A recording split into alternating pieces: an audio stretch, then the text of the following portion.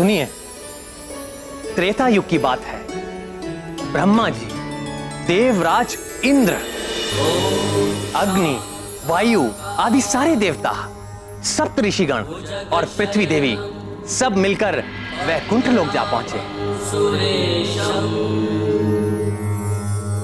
विश्वाधारम गगन सदृशम मेघवर्ण शुभांगम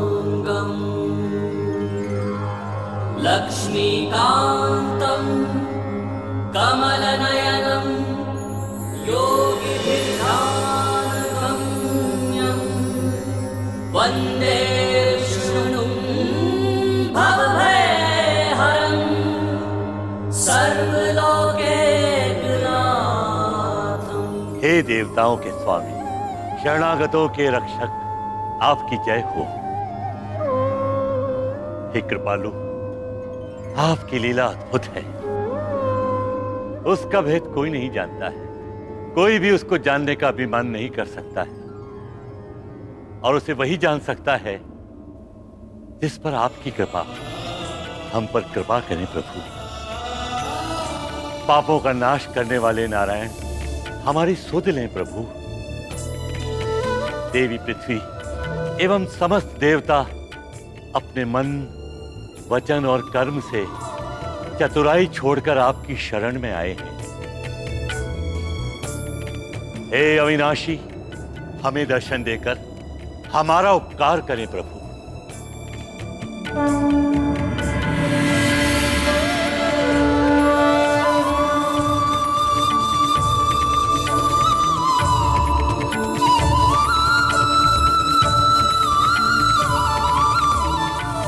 हे भक्त वत्सल भगवान, हे अशरणों के शरण, हमारी रक्षा कीजिए प्रभु।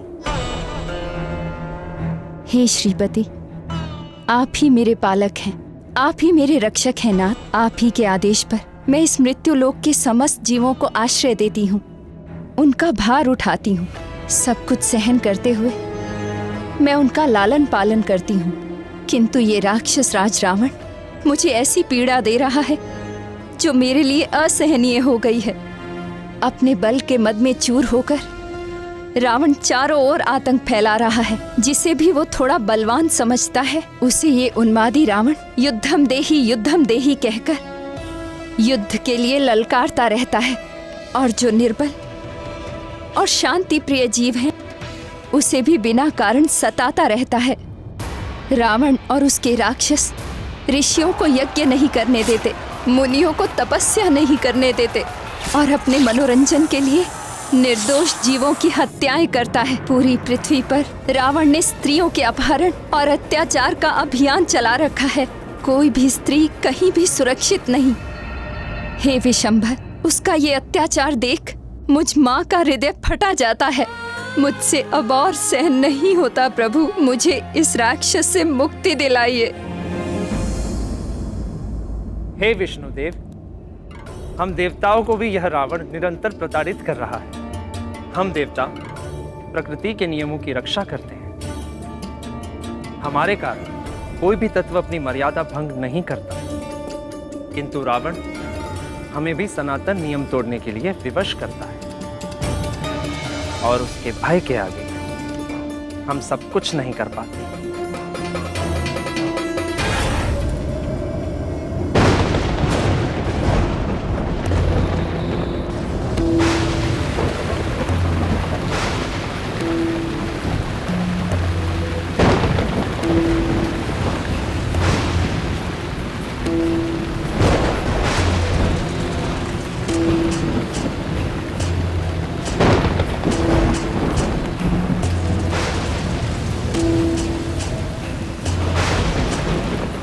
मेरे मार्ग में बाधा।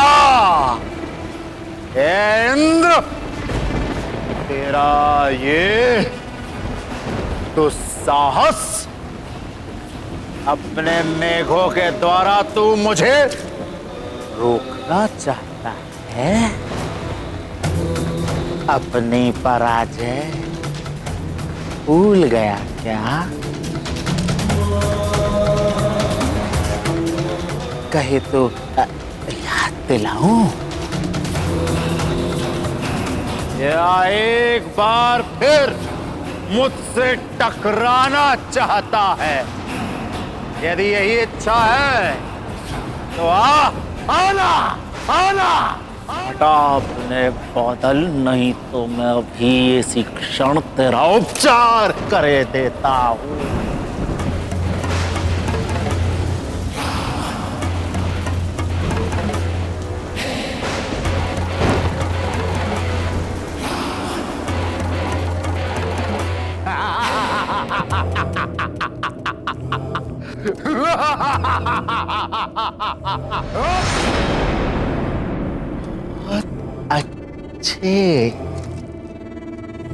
बहुत अच्छे शचीपति इंद्र, तुमने शीघ्र ही समझ लिया कि मेरी मित्रता में ही तेरा हित है।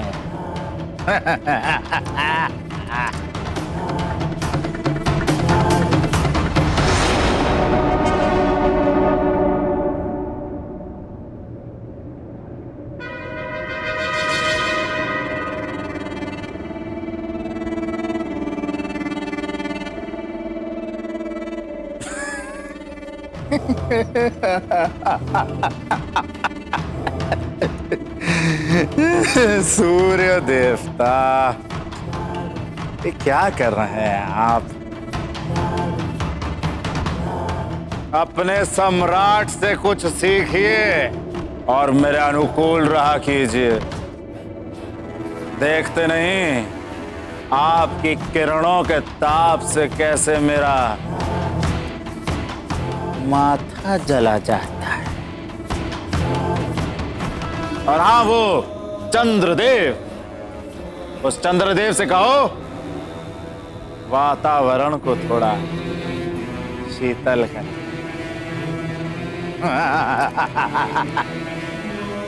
जाओ।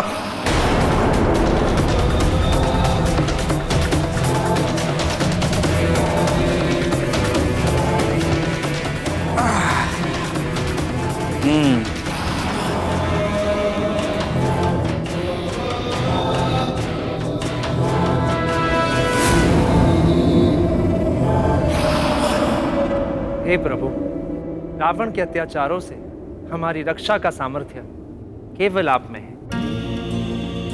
आप समस्त जीवों की अंतरात्मा हैं और हम सब में जो कुछ भी शक्ति है वो आपसे ही है। हम आपकी शरण में हैं।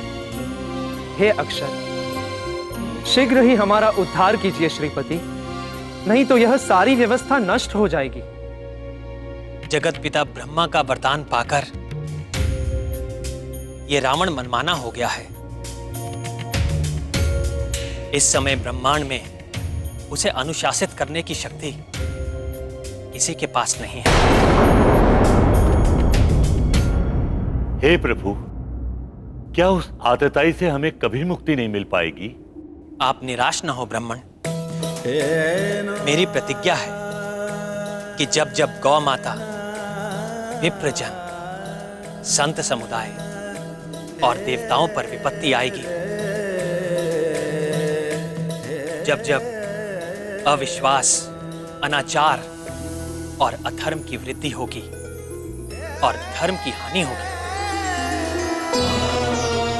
जब जब भक्त मेरा उपहास करेंगे, मेरी भक्ति को अंधविश्वास समझेंगे, और तब मैं सज्जनों की रक्षा के लिए और दुर्जनों के विनाश के लिए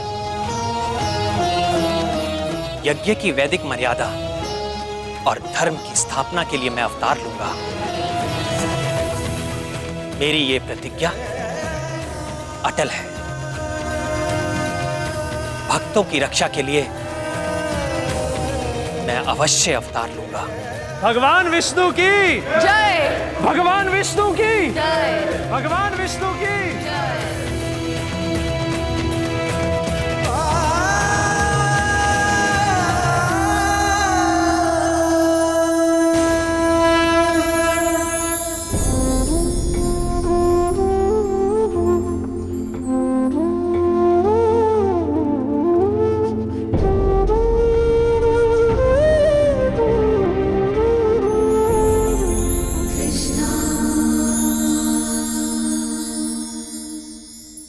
पूर्व काल में रावण ने कठोर तपस्या की थी और ब्रह्मा जी से वरदान ले लिया था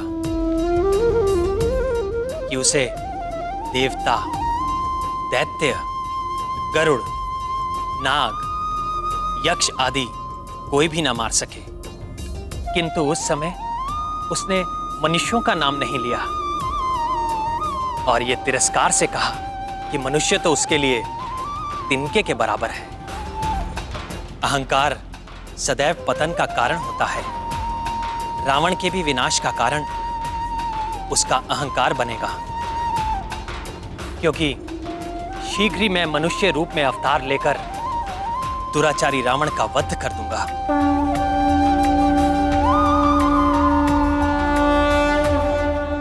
हे पुरुषोत्तम, हमें क्या करना होगा?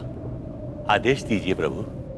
आप सब भी पृथ्वी पर अपने अपने अंशों से वानर कुल और वृक्ष कुल में अवतार लीजिए। समय आने पर रावण के विरुद्ध धर्म युद्ध में मैं आपकी सहायता लूंगा।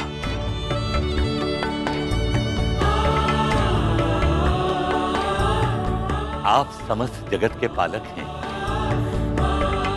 हे धरणीधर, आपसे ही ये ब्रह्मांड जन्म लेता है और आप ही प्रलय काल में इसे अपने में लीन कर लेते हैं। हे प्रभु, रावण के विनाश के लिए आपका एक कटाक्ष ही पर्याप्त है।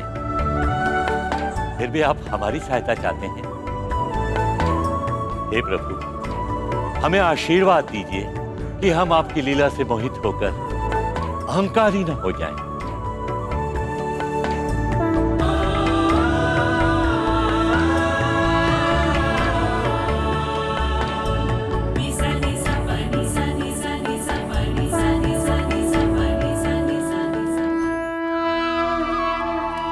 आपकी दीदी देवी रुक्मणी प्रेम में समर्पण तो करती हैं, किंतु प्रदर्शन नहीं। फिर भी मेरे प्रति उनका गहन प्रेम वो कुछ अवसरों पर उजागर हो ही जाता है। क्या बात है प्रिय, कुछ कहना चाहती हैं? कुछ भी तो नहीं नाथ।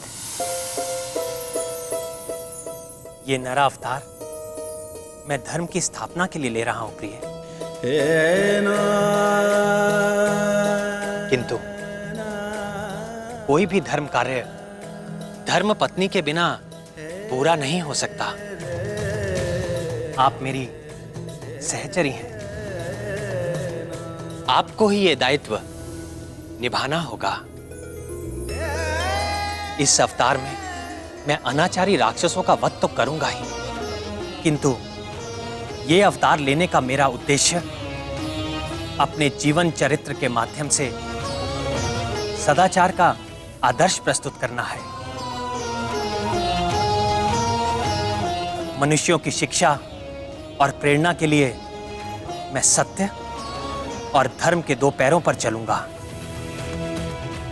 और जीवन की मर्यादाओं पर अडिग रहूंगा। मेरा ये अवतार मर्यादा पुरुषोत्तम के नाम से प्रसिद्ध होगा।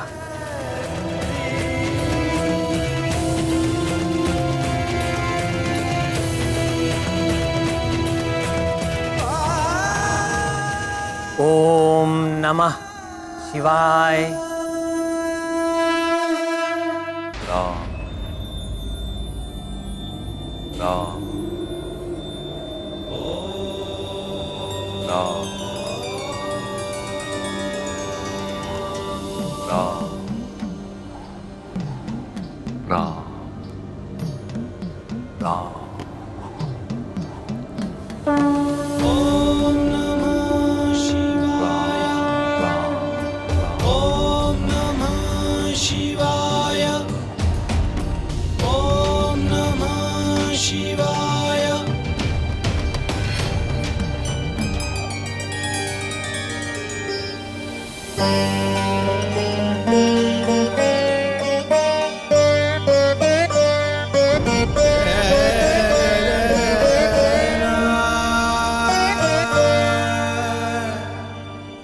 किसका जाप कर रहे हैं महादेव?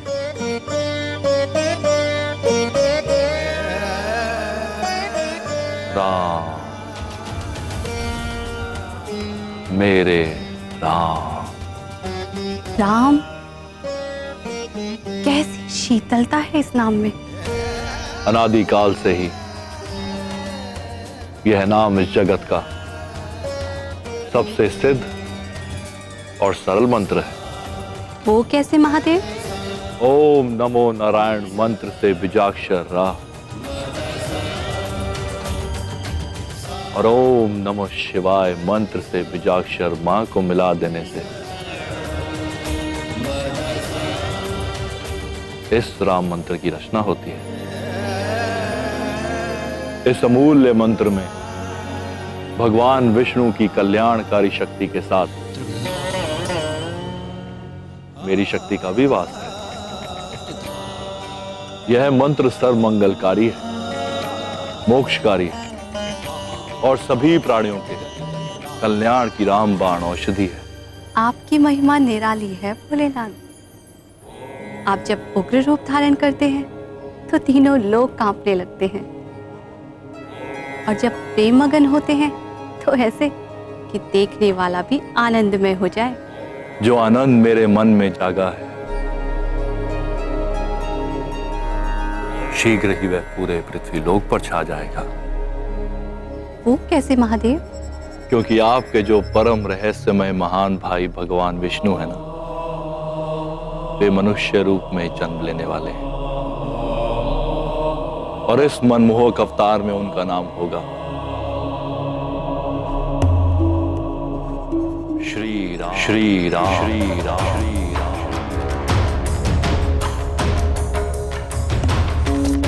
वे मेरे भाई अवश्य है नंदीश्वर, परंतु आपके प्रेम और समर्पण के समक्ष मेरा प्रेम तो कहीं ठहरता ही नहीं। ऋषियों ने भी सत्य कहा है, शिवाय विष्णु रूपाय शिव रूपाय विष्णवे शिवस्य हृदयम विष्णु विष्णोश्च हृदयम शिव।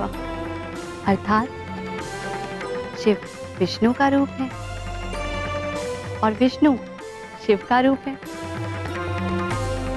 शिव विष्णु के हृदय में वास करते हैं और विष्णु शिव के हृदय में। परंतु महादेव, श्री नारायण को अवतार लेने की क्या आवश्यकता है? वे जब चाहे तब अपने चक्र से रावण के 10 सिर काट सकते हैं।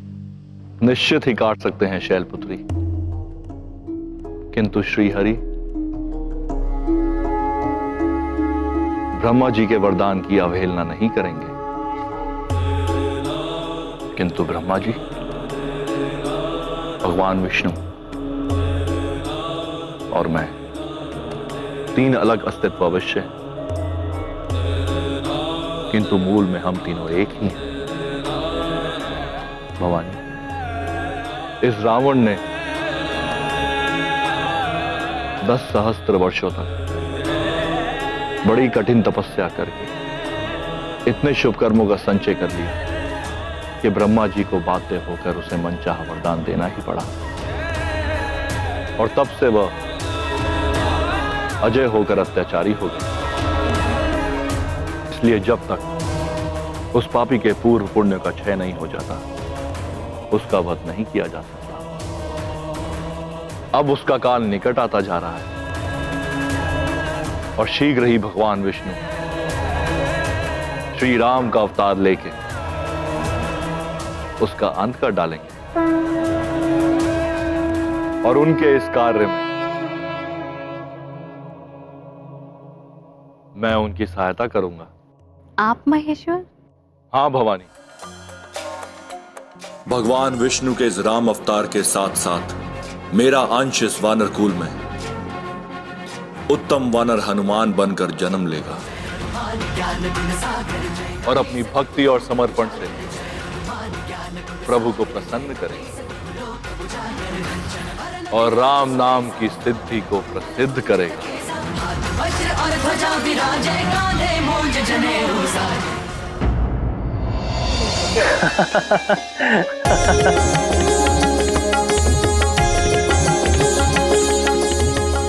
प्रभु, किस बात से आपको इतना आनंद आ रहा है? हमें भी बताइए। नवग्रहों में एक ग्रह है शनिदेव। शनय शनय अर्थात धीरे धीरे चलने के कारण उनका नाम शनिदेव हुआ। सभी जीव उनसे बड़ा भय खाते हैं। उनके चक्र में जो भी पड़ता है सदा रोता हुआ मिलता है। किंतु जब हनुमान से उनकी भेंट हुई तो क्या नाथ, बताइए ना। हनुमान एक पर्वत शिखर पर बैठकर आनंद से केलों का भोग लगा रहे थे।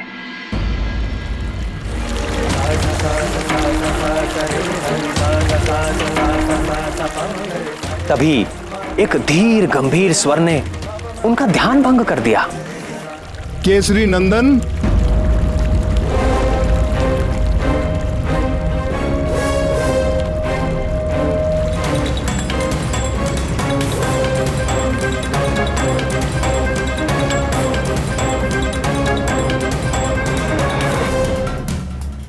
मैं आपको सावधान करने आया हूं पवन पुत्र हनुमान।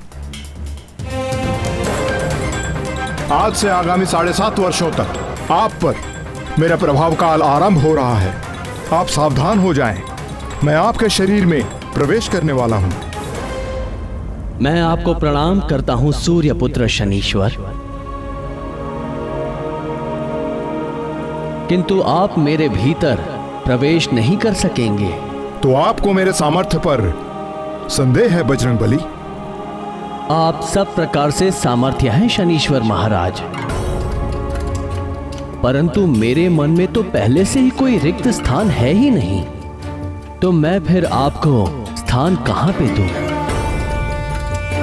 मेरे तन मन जीवन सर्वत्र में प्रभु श्री राम ही राम बसे हैं।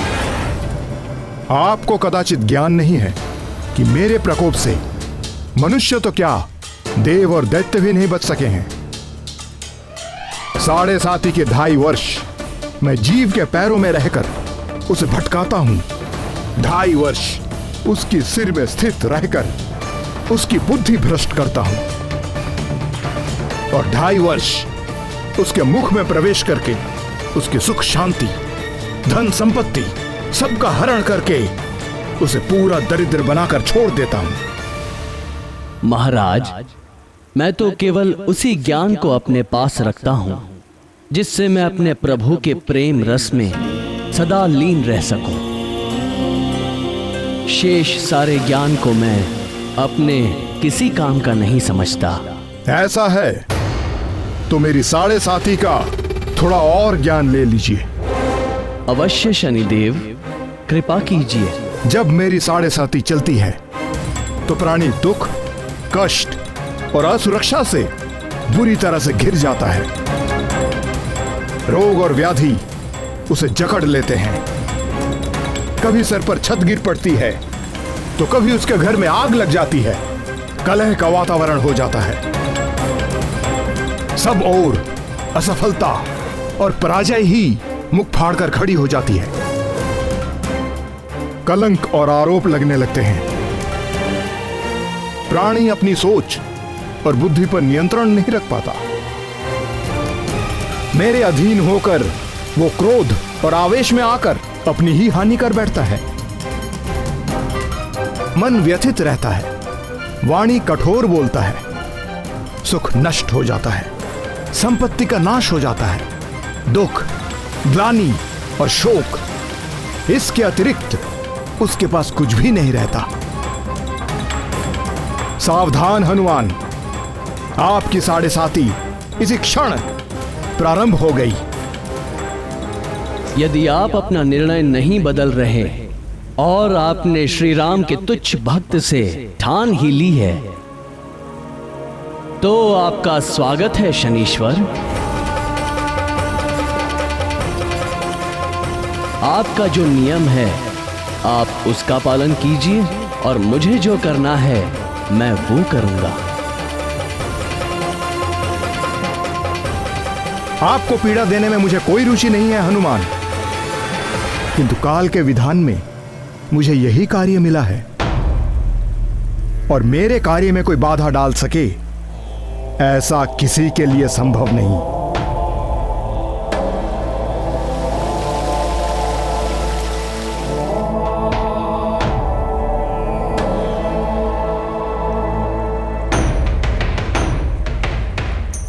जय श्री राम, जय श्री राम, जय श्री राम,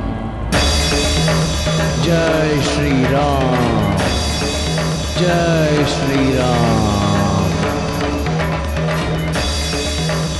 जय श्री राम।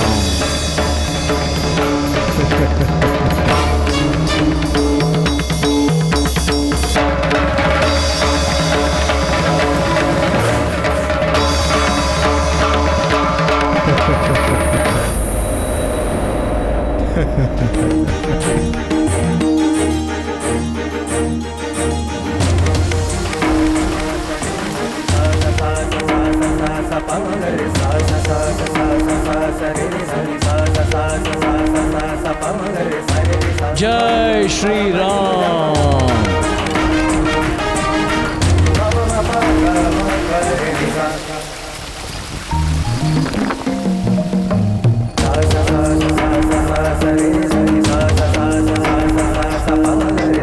ये क्या कर रहे हैं पवन पुत्र? सिर में खुजली हो रही है महाराज। खुजली हो रही है तो तेल इत्यादि जैसा कोई उचित उपाय करो। नहीं नहीं महाराज, मेरे स्वभाव को यही उपचार भाता है। जय श्री राम।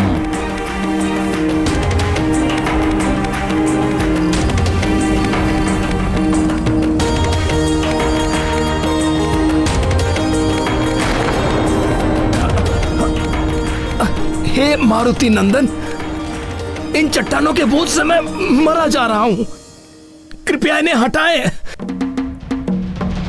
क्षमा करें शनीश्वर महाराज, जैसे आप काल के विधान से विवश हैं, वैसे ही मैं अपने स्वभाव से विवश हूं। जय श्री राम।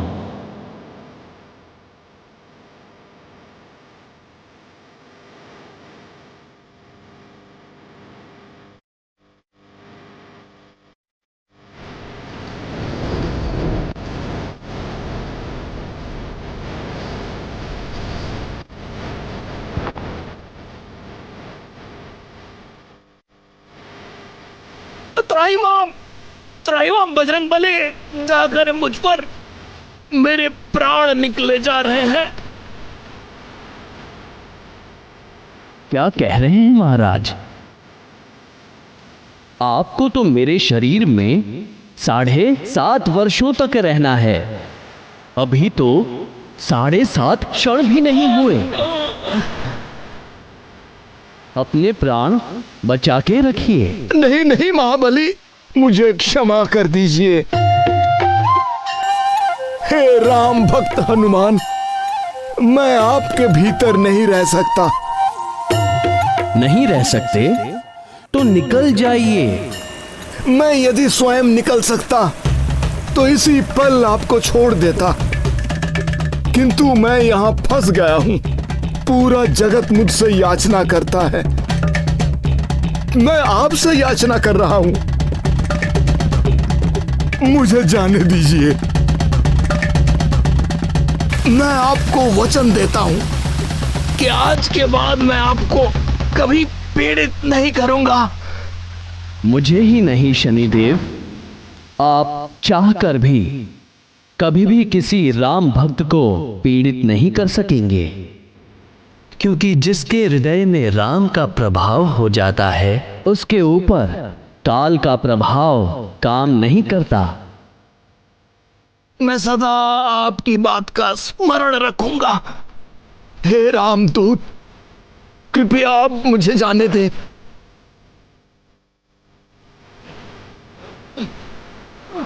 जय श्री राम।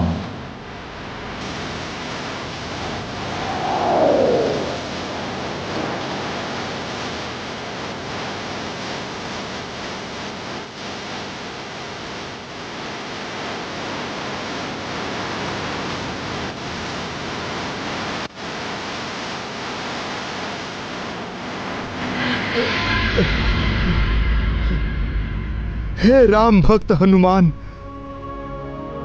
क्या आपसे मुझे थोड़ा तिल तेल मिल सकेगा? मुझसे तो नहीं मिल सकेगा हे सूर्यपुत्र, पर आज के बाद आपके दुष्ट प्रभावों से बचने के लिए भक्तगण आपको तेल चढ़ाकर ही प्रसन्न करेंगे।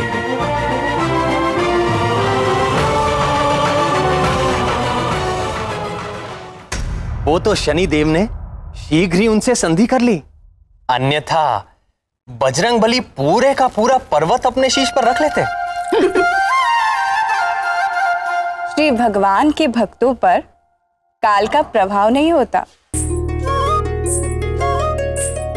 कहते हैं कि प्रभु का नाम एक बार लेने से ही करोड़ों पापों का नाश हो जाता है। भगवान शंकर के अंश हनुमान तो निरंतर ही प्रभु श्री राम के नाम का जाप करते रहते हैं। शनिदेव उनका क्या बिगाड़ सकते थे? हृदयनाथ, क्या वास्तव में भगवान भोलेनाथ के अंश से ही हनुमान जी का जन्म हुआ था? निस्संदेह राम भक्त हनुमान भोलेनाथ का अंश है। मेरे प्रति ये उनका अगाध प्रेम ही है, जिसके कारण उन्होंने मेरे सेवक का चोला पहन लिया। अन्यथा कालेश्वर भगवान शंकर सबके स्वामी हैं, मेरे परम आराध्य हैं और मैं उन्हीं को भजता हूं। किंतु कमल नयन, भगवान भोलेनाथ की उस अंश को धारण कौन करेगा? यही प्रश्न जगत जननी पार्वती जी ने भगवान महादेव से किया था।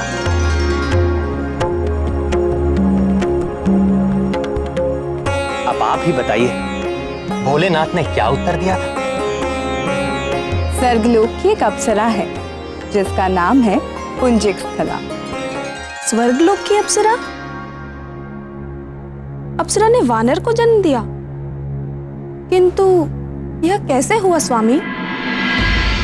मेरी इच्छा होने पर महामाया सब कुछ संभव कर देती है।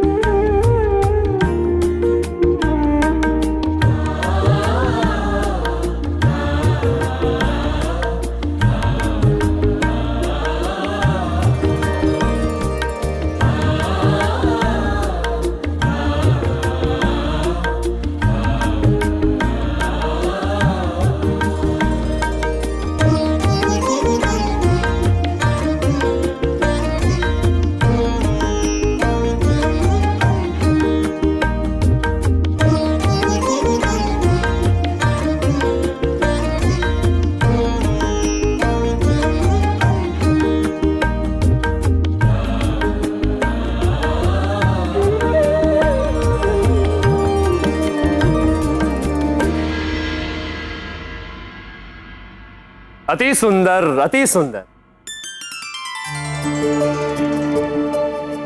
देवी पुंजिक स्थला, नृत्य कला में आप मेनका और उर्वशी से कहीं भी कम नहीं। यहां बैठे सभी देवता नृत्य के पारखी हैं, किंतु कोई भी आपके नृत्य में दोष निकालने में समर्थ नहीं। सब आपका अभिनंदन करते हैं।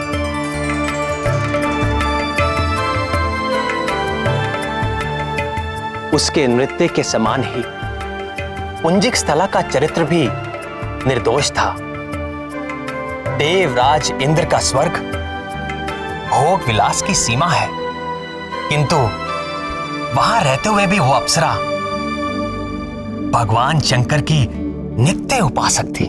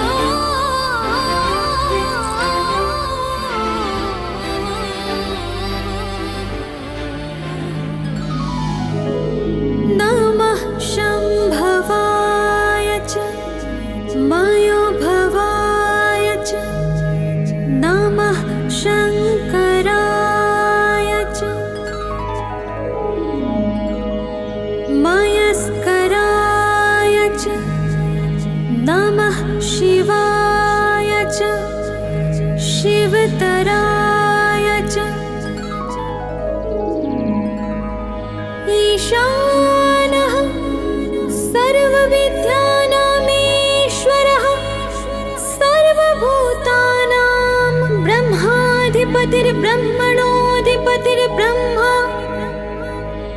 शिवो मे अस्तु सदा शिवो। तत्पुरुषाय विद्महे महादेवाय धीमहि तन्नो रुद्रः प्रचोदयात्।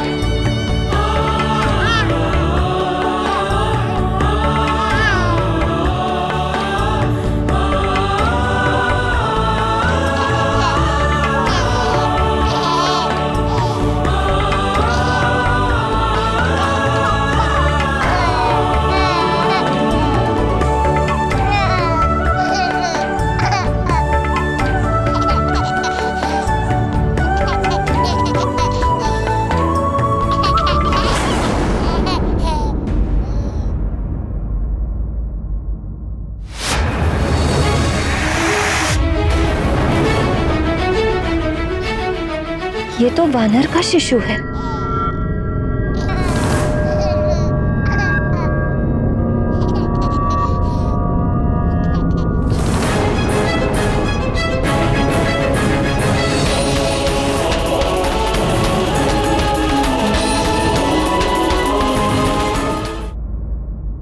ये कैसा सपना था नाथ? क्या वो शिशु हनुमान थे? किंतु मुरली मनोहर स्वर्ग की अप्सरा वानर को कैसे जन्म दे सकती है? उसका नाम तो पुंजिक स्थला था स्वामी, परंतु स्वप्न वाली स्त्री को तो अंजना पुकारा जा रहा था। सौभाग्य या दुर्भाग्य, श्राप या वरदान, कुछ भी अकारण नहीं होता। पुंजिक स्थला को एक महान दायित्व दिया गया था।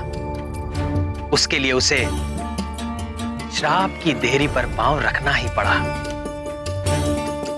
पुंजिक स्थला की जैसी श्रद्धा भगवान भोलेनाथ में थी, वैसी ही देवगुरु बृहस्पति में भी सदा ही उनकी सेवा सत्कार में लगी रहती। एक बार गुरु को प्रसन्न करने के लिए उसने एक रुद्राक्ष माला बनाई।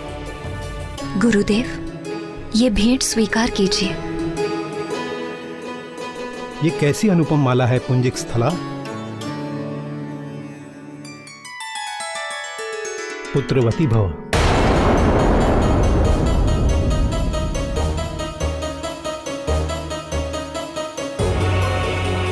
गुरुदेव, ये कैसा आशीर्वाद दे दिया आपने? मैं स्वयं चकित हूं पुत्री कि मेरे मुख से ऐसा वचन किस कारण निकला। निश्चित ही ये देवी प्रेरणा से ऐसा हुआ है। किंतु गुरुदेव, मैं तो अप्सरा हूं और अप्सराएं कभी मां नहीं बनती। ये मैं नहीं जानता कि मेरे मुख से ये आशीर्वाद क्यों निकला, किंतु ये असंभव ही नहीं है। तुम भी भगवान शंकर, जगत जननी माता पार्वती के आशीर्वाद से एक पुत्र की माता बनोगी। तुम्हारा पुत्र परम ज्ञानी, महाबली, सर्वगुण संपन्न, अजय और अभय होगा। तीनों लोकों में उसके यश और कीर्ति की गाथा गाई जाएगी। इस रुद्राक्ष माला की यात्रा अभी आरंभ हुई है। कुछ दिन बीत गए। पुंजिक स्थला स्वर्ग के अपने जीवन में इस घटना को भूलने सी लगी थी। फिर एक दिन पुंजिक स्थला अपनी सखियों के साथ गगन विहार करते हुए पृथ्वी की ओर जा निकली।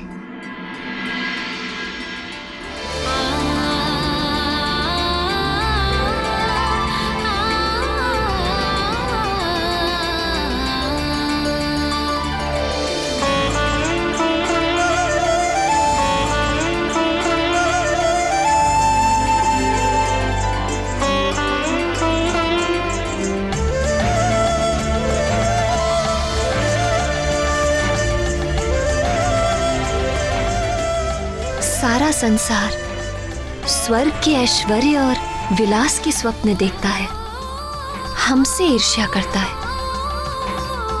किंतु पृथ्वी की सुंदरता की कोई तुलना नहीं। यहाँ हर पल एक नया दृश्य, नया रंग, एक नया भाव। अच्छा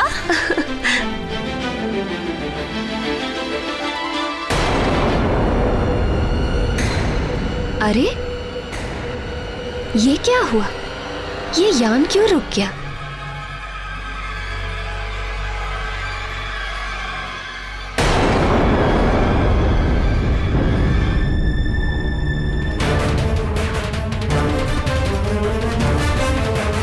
हे यान, अगर आगे नहीं बढ़ सकते तो हमें नीचे ले चलो।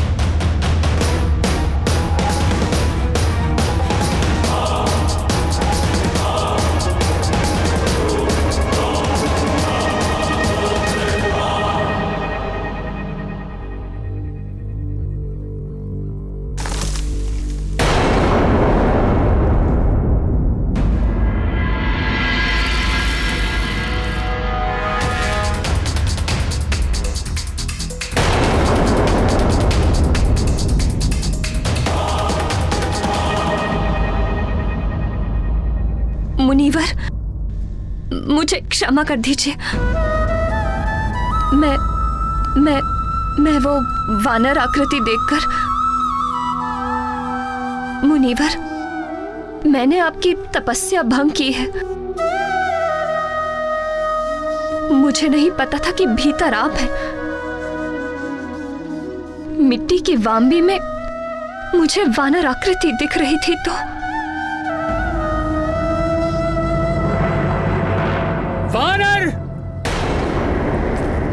वानर बाहर नहीं, तेरे भीतर है।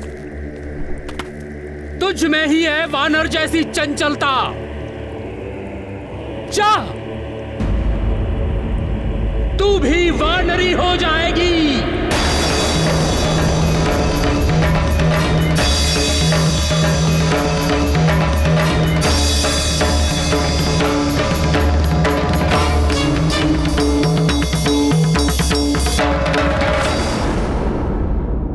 किंतु प्रभु, पुंजिकस्थला तो बहुत ही शांत स्वभाव की अप्सरा थी।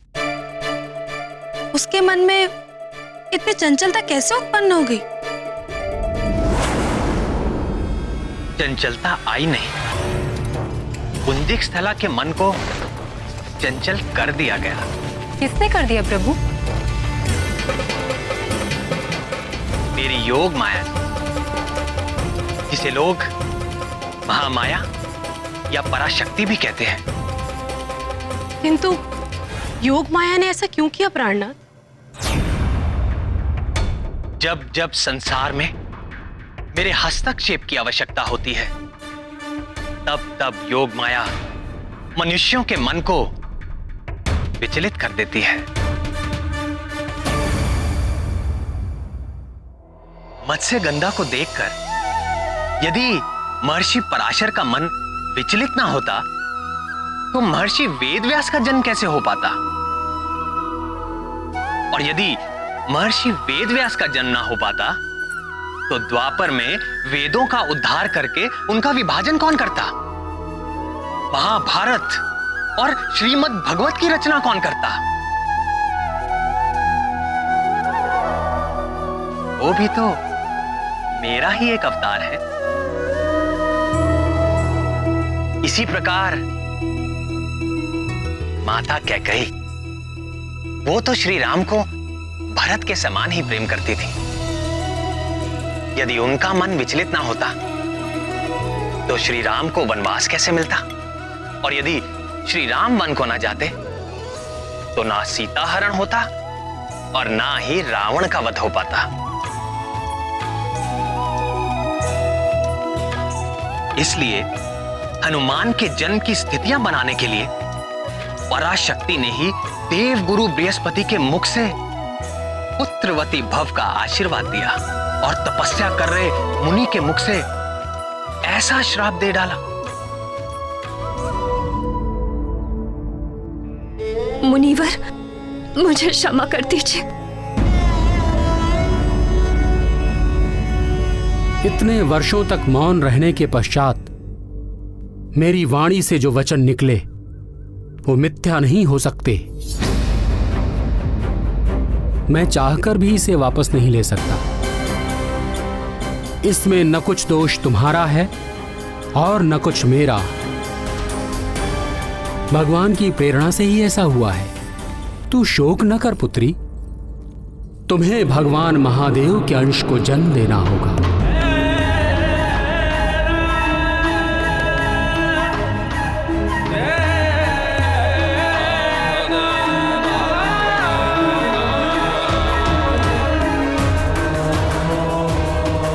उसके कुछ काल पश्चात तुम्हें अपना अप्सरा रूप पुनः प्राप्त हो जाएगा और तुम स्वर्ग को लौट सकोगी।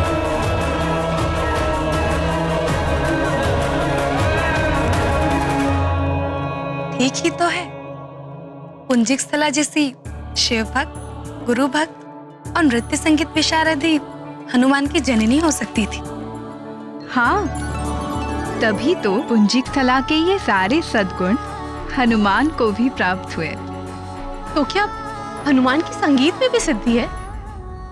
राम भक्त हनुमान जब गाते हैं तो वो अपनी सुध बुध सब भूल जाते हैं। हनुमान जब गाते हैं तो वो हनुमान नहीं रहते, स्वयं गीत हो जाते हैं। उनके गायन से जुड़ा एक बड़ा ही रोचक प्रसंग है। सुनाइए ना मुरलीधर। हनुमान की संगीत प्रतिभा की बातें जब देव गंधर्व नारद ने सुनी तो उन्होंने हनुमान को गायन प्रतियोगिता की चुनौती दे डाली। देव मुनि नारद तो संगीत शास्त्र के महापंडित हैं और उनके आगे तो गंधर्व भी कहीं नहीं ठहरते। तो फिर क्या हुआ स्वामी, कौन जीता? धीरज रखो प्रियतमा, सब बताता हूँ। नारायण नारायण। और जब मैंने गायन आरंभ किया तो मेनका, रंभा और उर्वशी स्वयं को रोक ना सकी। सारी अप्सराएं एक साथ महादेव, क्या दृश्य था। पूरा इंद्रलोक तेरे संगीत से झूम उठा था। आप भी वहां होते तो बड़ा आनंद आता।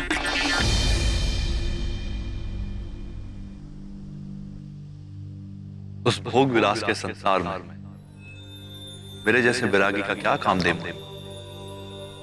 किंतु भाग्य से आप यहां चले आए। आज आप कैलाश को अपने सुर में रंग दें तो कैसा रहे? आप तो जानते ही हैं महादेव कि मैं तो हर पल शब ब्रह्म में लीन रहता हूं, पर स्वर्गलोक जैसी दिव्य संगत भी तो होनी चाहिए, तब आनंद आएगा।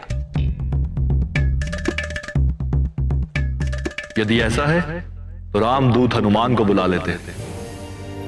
आप ही की तरह वे भी भगवान के अनन्य भक्त हैं और उत्तम कोटि के संगीतज्ञ भी। हनुमान संगीतज्ञ? वो तो थोड़ा बहुत खड़ताल मंजीरा बजा लेते हैं, इससे अधिक तो कुछ और नहीं। नहीं नारद, बजरंगबली बड़े मर्मज्ञ हैं। वो जब गाते हैं तो कुछ भी प्रभावित हुए बिना नहीं रह सकता। क्या आप उन्हें इतना ही बड़ा गायक मानते हैं कि वो मेरे साथ संगत कर सके? तो बुला लीजिए उन्हें। आज कैलाश में मेरी और उनकी प्रतियोगिता हो ही जाए। अवश्य देवर्षि।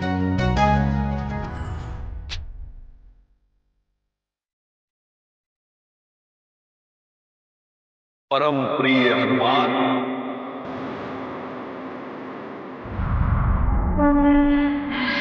जय श्री राम।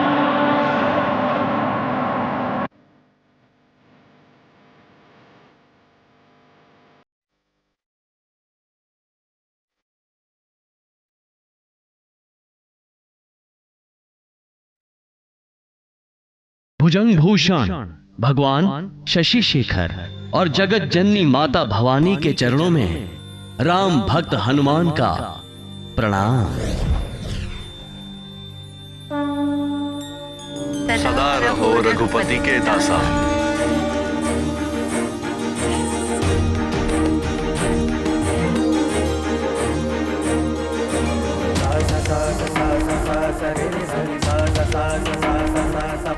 प्रणाम मुनिवर।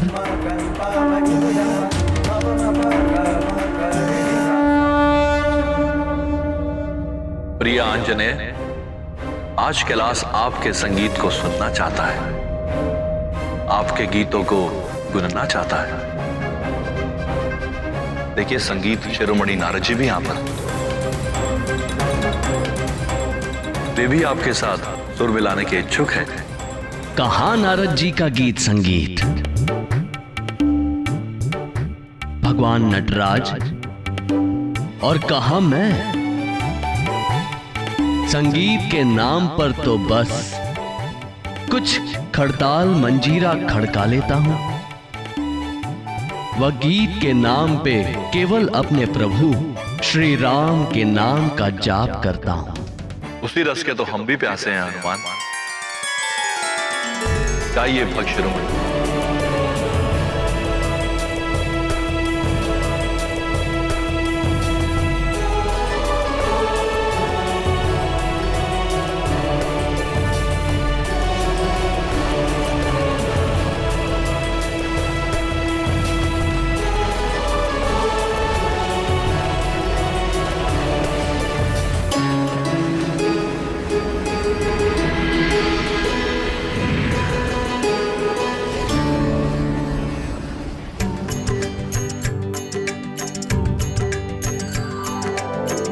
राम जय राजा राम, राम राम जय सीता राम, दशरथ नंदन राजा राम, असुर निकंदन सीता राम।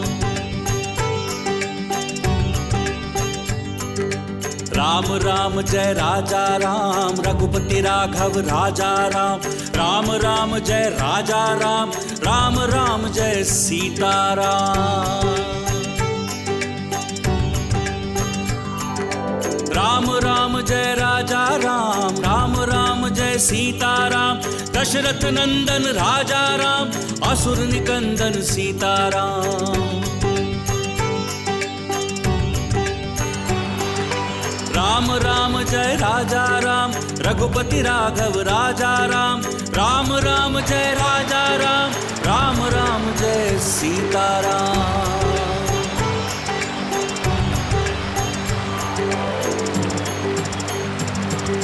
राम राम जय राजा राम, राम राम जय सीता राम, दशरथ नंदन राजा राम, असुर निकंदन सीता राम।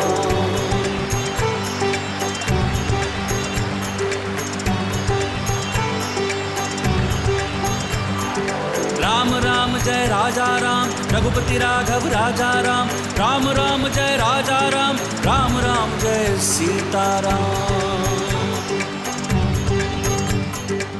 जय जय श्री राम, जय श्री राम, जय जय श्री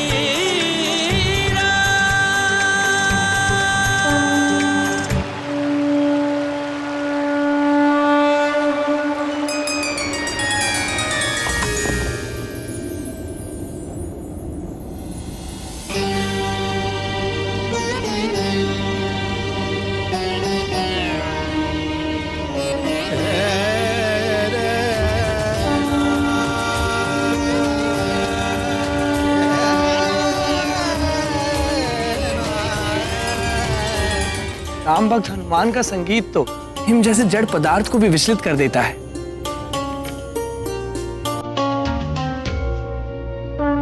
जिसके कान तो क्या, हृदय भी नहीं।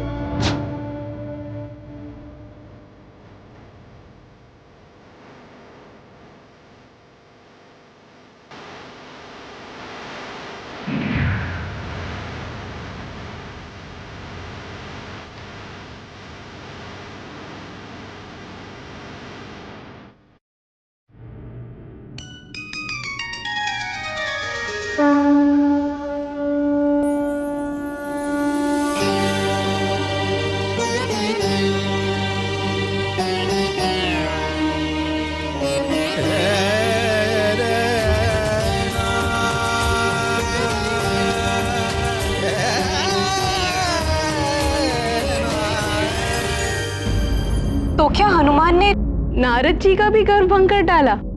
हमारे स्वामी के समान हनुमान जी भी 64 कलाओं के ज्ञाता है। कैसे ना हो, हनुमान जी की माँ अप्सरा पुंजिक स्थला भी तो उच्च कोटि की कलाकार थी।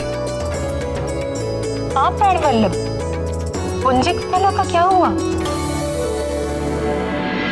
ऋषि के श्राप के प्रभाव से पुंजिक स्थला का स्वर्ग से पतन हो गया और उसने धरती पर वानर राज कुंजर की पुत्री अंजना के रूप में जन्म लिया। वानर राज कुंजर के घर में अंजना का यथारीति लालन पालन होने लगा। पूर्व जन्मों के संस्कार से अंजना की भी भगवान शंकर में अनन्य श्रद्धा थी। समय बीतता गया, यौवन के पग धरते ही अंजना का सौंदर्य खिल उठा, किंतु अन्य युवतियों से विपरीत अंजना आभूषण और अलंकार के साथ साथ शस्त्र विद्या में भी रुचि लेने लगी। वानरराज कुंजर ने उसे रोका नहीं, वरन उत्साहवर्धन ही किया।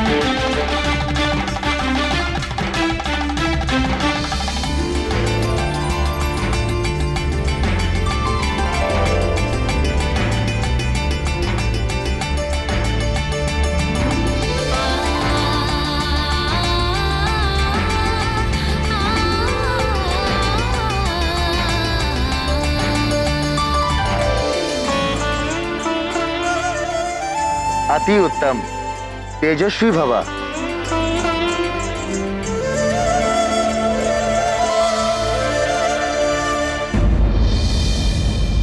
बहुत सोच समझकर पुंजिक स्थला को हनुमान की जननी के लिए चुना गया था, पर अभी भी वो भगवान भोले शंकर के अंश का भार वहन करने में समर्थ नहीं थी।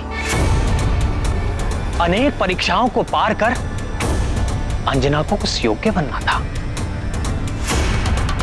इसी उद्देश्य से उसके जीवन में विचित्र घटनाएं घटने लगी।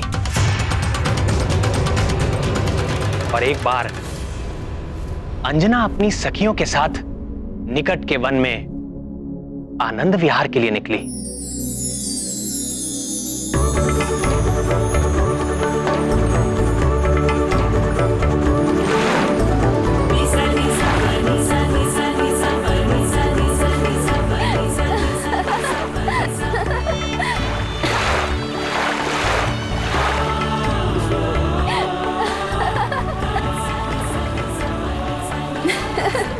देखो ना अंजना, कितना शीतल जल है, बड़ा आनंद आ रहा है। आओ ना।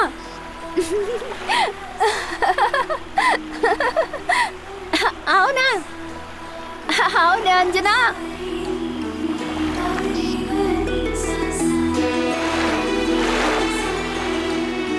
नटखट, क्या कर रही हो? तुम लोग रहो जल में, मुझे तो यहाँ तट पर ही अच्छा लग रहा है।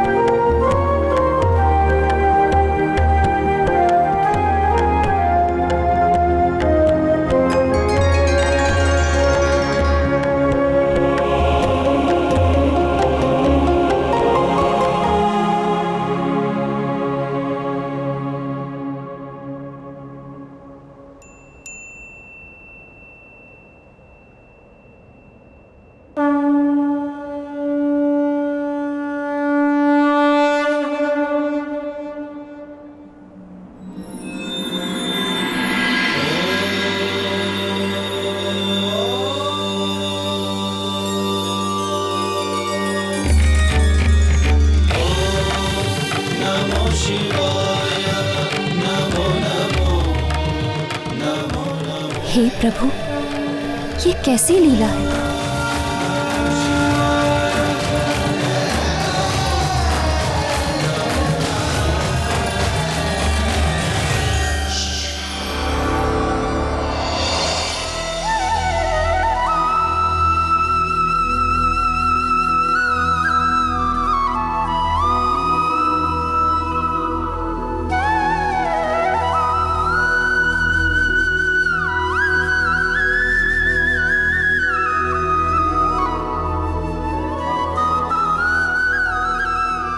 आप हमें सता रहे हैं मुरलीधर।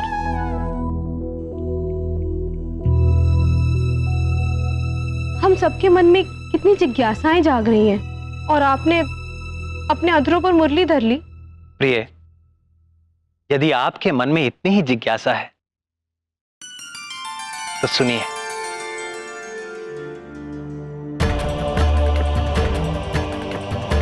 महादेव का अंश जन्म से पूर्व ही अंजना का मार्गदर्शन करने लगा था।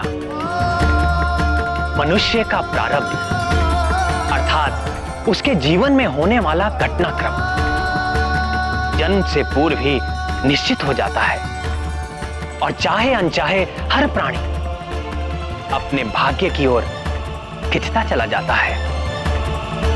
अंजना के जीवन का तो केवल एक ही उद्देश्य था, महादेव के अंश महाबली हनुमान का जन्म। ऐसा समझो कि बाल हनुमान की छवि बनकर वो भाग्य ही अंजना को एक विशेष दिशा में खींचे लिए जा रहा था। तो फिर उस वन में और क्या हुआ प्रभु?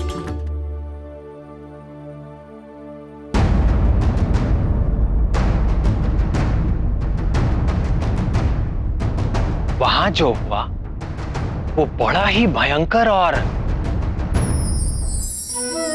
रोमांचकारी था।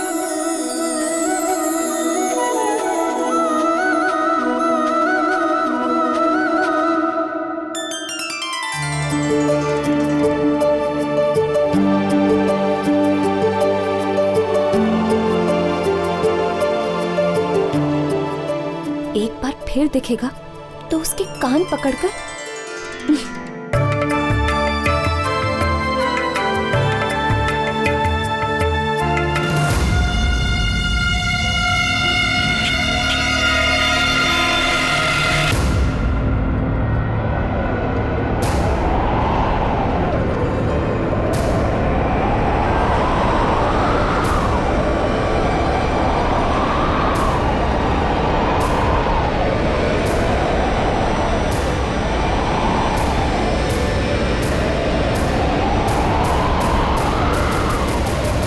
हे भूतपति भगवान रुद्र, हे माता रुद्राणी, मेरी रक्षा कीजिए।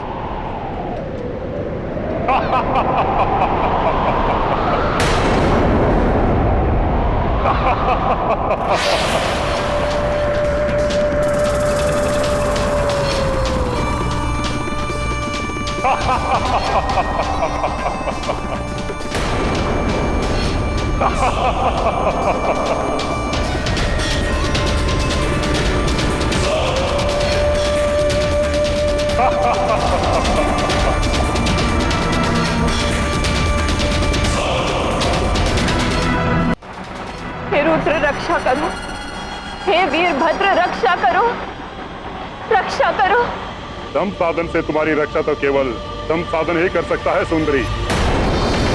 डरो मत, मेरी ओर मुझसे विवाह करोगी फिर तुम्हें इस संसार में कभी किसी से कोई भय नहीं रहे, क्योंकि तीनों लोक में मुझसे ज्यादा बलशाली और मुझसे ज्यादा वीर कोई। आओ आओ मेरी पत्नी बन जाओ।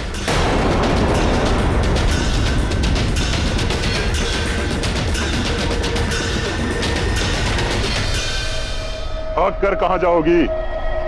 रुक जाओ, देखो मुझे क्रोध आ रहा है।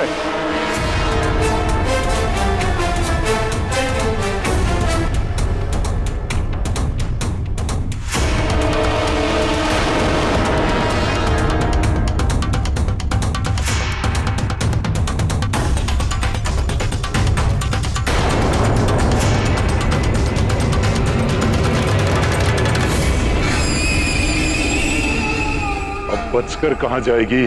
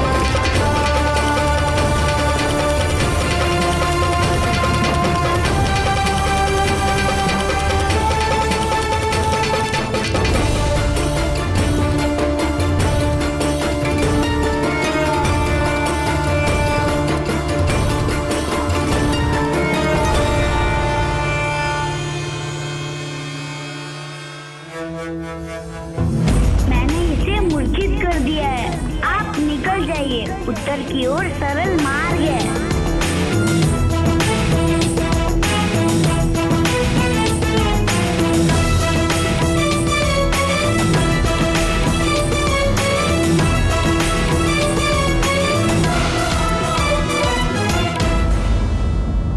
किंतु प्रभु, जिस वन में शंभ साधन जैसे भयंकर राक्षस का प्रकोप था, उस विकराल वन में बाल हनुमान अंजना को लेकर गए ही क्यों?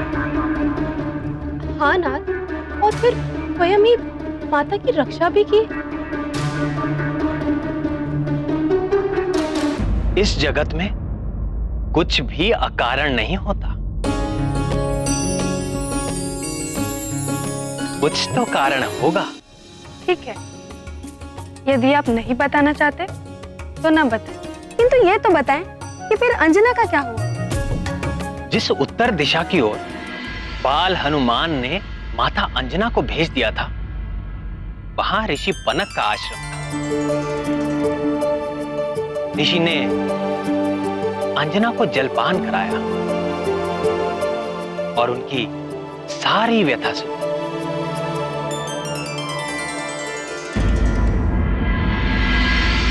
शंभ साधन के उत्पात से यहाँ सभी प्राणी पीड़ित है। उसका वध करने के लिए कई योद्धाओं ने प्रयास किए, किंतु ये राक्षस बड़ा ही बलवान है। सब के सब उस नरभक्षी का आहार बन गए। अब केवल एक ही आशा शेष है, तुम्हारे उस रहस्यमय रक्षक बाल वानर के समान ही ये वीर योद्धा भी वानर जाति का है, वानर राज केसरी। अब उसकी सफलता ही हमारी सुरक्षा है।